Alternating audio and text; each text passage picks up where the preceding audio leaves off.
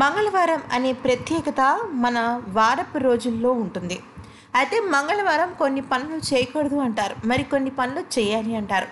ఏది ఏమైనప్పటికీ మంగళవారానికి అధిపతి అయిన దేవుడు అటువైపు అంటే ఆ గ్రహానికి అధిపతి సుబ్రహ్మణ్య స్వామి.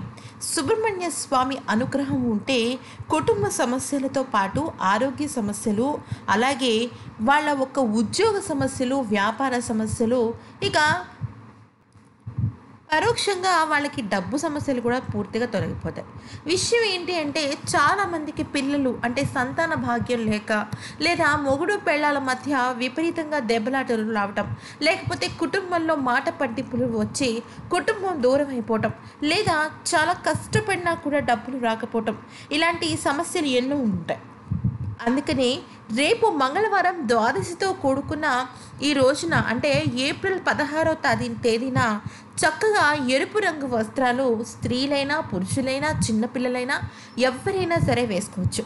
అయితే మీ ఇంట్లో పిల్లలకి అనారోగ్య సమస్యలు ఉన్నప్పటికీ కూడా తల్లి పిల్లలు కానీ తండ్రి పిల్లలు కానీ ఎవరైనా సరే ఎరుపు రంగు వస్త్రాలు వేసుకుని ఆ సుబ్రహ్మణ్య స్వామి గుడికి వెళ్ళాలి.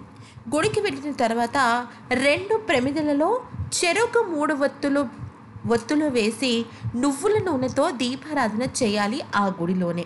అయితే ప్రమిదకి వెలిగించే ముందు కుంకుమ బొట్టు పెట్టాలి. ఇలా చేసిన తర్వాత స్వామివారిని ఒక 2 తమలపాకులు తీసుకోవాలి. అయితే 2 తమలపాకులు తీసుకున్న తర్వాత మీ ఇంట్లోనే చేసి పెట్టుకున్న చనివిడిని స్వామివారికి నైవేద్యంగా చేయాలి. మనం చనివిడిని బియ్యపిండితో చేస్తాం.